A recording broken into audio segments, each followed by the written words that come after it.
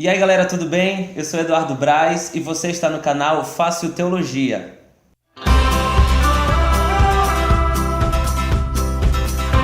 E hoje em nosso canal nós temos a honra de receber essa santa ignorância teológica que é o pastor Cleomárcio Simões. Ele é pastor da Igreja Presbiteriana de Vinhais e está aqui hoje para responder para a gente algumas perguntas acerca da pregação expositiva. Tudo bem, pastor? Tudo é um bem. prazer lhe receber aqui em nosso canal. É uma honra, Eduardo, fazer parte desse projeto tão extraordinário, maravilhoso. Na verdade, um projeto importantíssimo para repensar, reavaliar coisas à luz da palavra de Deus. É um prazer. Agora, você me bota numa situação complicada, né? Porque Vilmar, o pastor Frank, que veio aí o Alan, o Allen, então de todo mundo aí eu sou o menor. Tô aqui só para... Modesto, gente, modesto. Só para ajudar.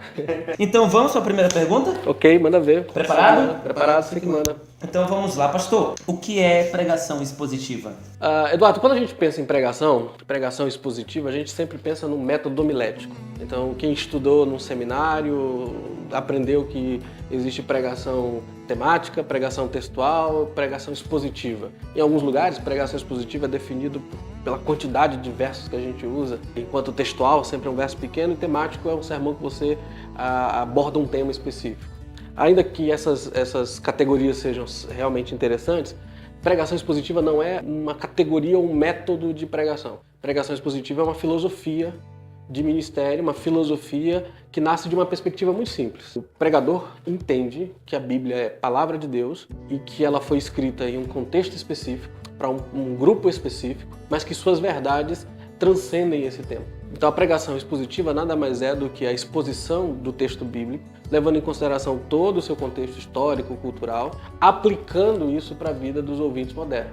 Pregação é o que o pastor John Stott disse, é construção de uma ponte entre o nosso tempo e o tempo do autor bíblico e dos seus leitores, uma ponte que me faz entender a mensagem que era para aquela época é também para a minha época. Pregação é, portanto, expor o texto bíblico, a doutrina, o ensino que contém ali. E, portanto, é mais do que um método, é uma filosofia. O pregador que entende que a Bíblia é a palavra de Deus estará, de fato, interessado apenas em ensinar o que a Bíblia ensina. E isso pode ser feito de maneira sistemática, livro por livro, capítulo por capítulo, pode ser feito em séries curtas, pode ser feito a partir de um tema específico, e aí você vai atrás do que a Bíblia ensina acerca desses temas, mas o ponto aqui é que pregação expositiva é expor a verdade bíblica com habilidade, com seriedade, com compromisso, levando em consideração o que foi dito lá, a verdade que era verdade para eles é verdade igualmente para nós. Então isso é pregação. Pregação expositiva é o que tem um autor que diz que pregação expositiva é a explicação aplicada da Bíblia. Então seria uma boa definição.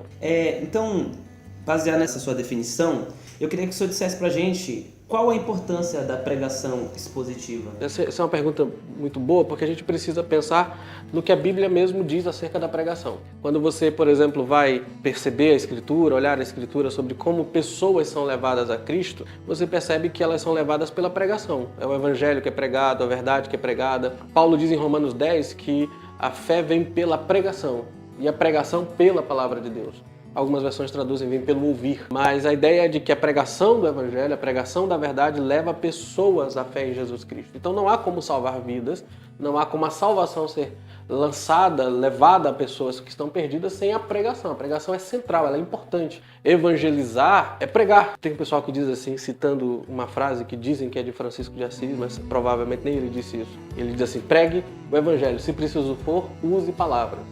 Provavelmente ele não disse isso e a frase não está correta. A frase é pregue o Evangelho usando palavras, usando argumentos. Então, para a vida da igreja, a importância é que, pela pregação, pessoas são levadas a Cristo. Mas a pregação é importante também porque a palavra de Deus é o meio que Deus usa para crescer a igreja. Pedro diz na primeira carta dele, no capítulo 2, no verso 2, que nós devemos desejar ardentemente, como crianças recém-nascidas, o genuíno leite espiritual para que por ele nós cresçamos para a salvação. Ele está falando da palavra de Deus, o contexto é o evangelho que foi pregado, a palavra que é anunciada, a palavra que nos mostra que Deus é bom, que o Senhor é bom. Então, se nós experimentamos um Senhor que é bom, nós nós desejamos conhecê-lo mais profundamente, e o meio de conhecer a Deus é pela palavra. Então a palavra é o meio que Deus usa para fazer o cristão crescer, para fazê-lo avançar. Mas é também um ponto importante, os reformadores diziam, Calvino é um deles que afirma isso,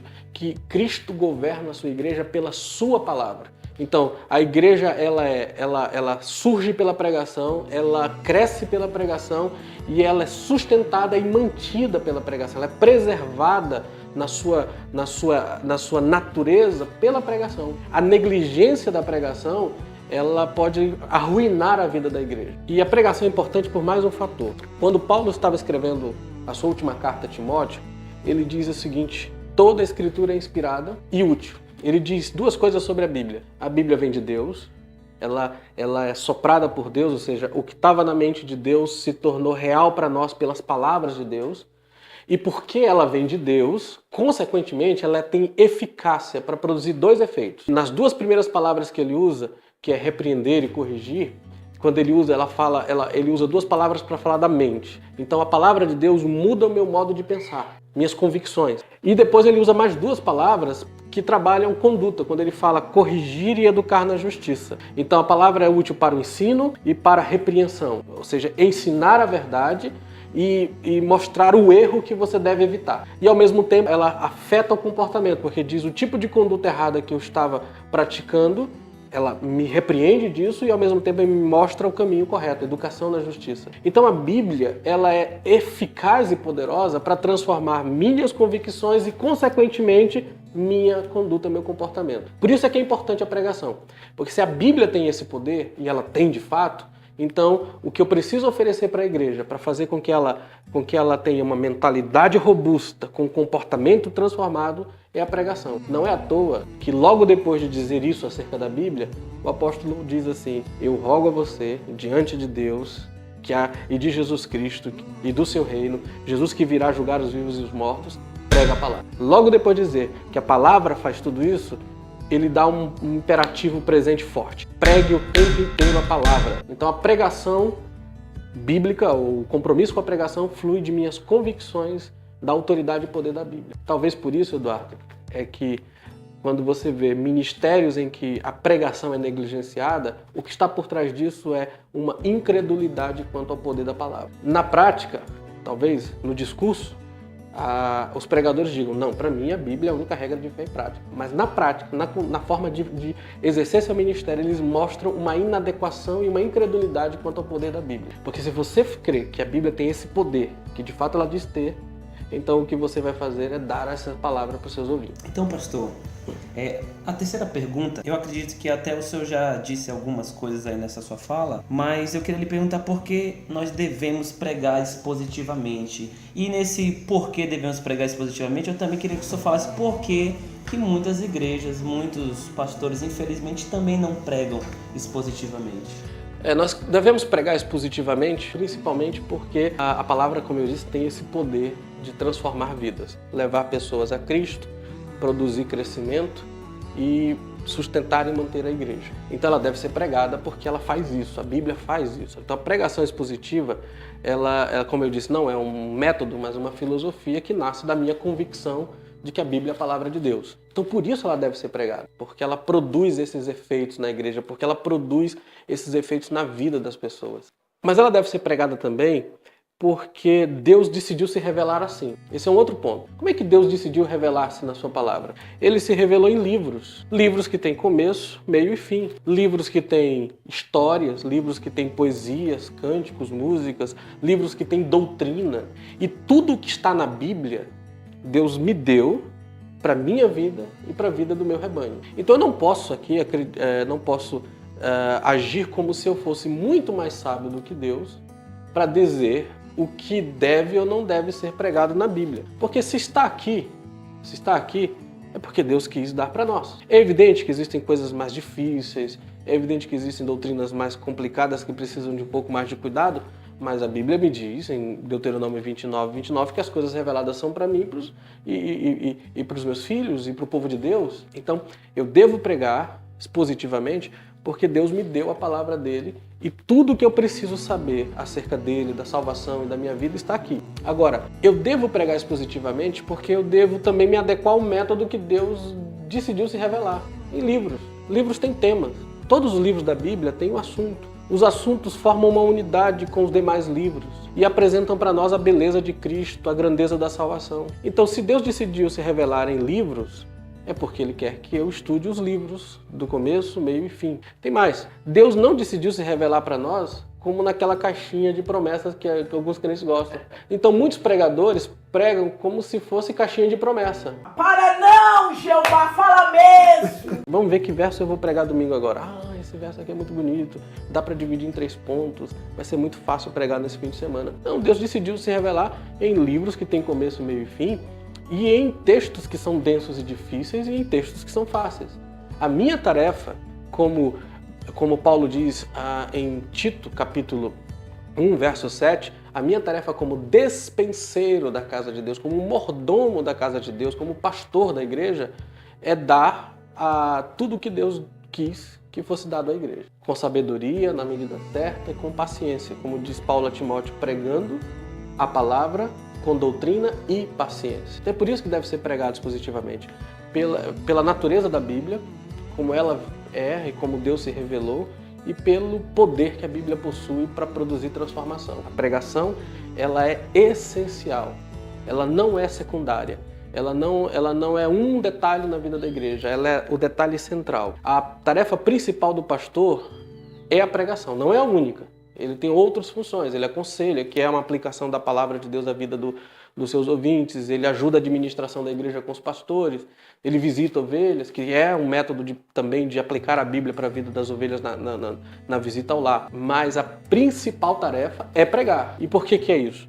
Porque Deus usa a palavra para governar a igreja, para manter a igreja e para levar os seus eleitos à fé. Então, não dá para ser diferente. A pregação ela é importante por isso. Agora, você me perguntou por que alguns pastores não fazem isso, né? Uma das razões, na minha opinião, é que os pastores não creem no poder. O pastor Josh Moody tem um livrinho chamado Nenhum Outro Evangelho, ainda não está em português, em que ele diz que um dos principais problemas com o cristão é o ateísmo prático. O ateísmo prático é aquele comportamento que você tem em que você age como se você não confiasse em Deus, não acreditasse em Deus. Então, na mente você crê em certas coisas acerca de Deus, mas no dia a dia você não faz. Alguns pastores e líderes dizem que creem que a palavra é a única regra de fé e prática para a igreja, mas na prática eles não confiam nisso. Na prática eles acreditam que a mensagem precisa ser mais palatável para os ouvintes, para eles se sentirem bem. Na prática, o método de crescimento,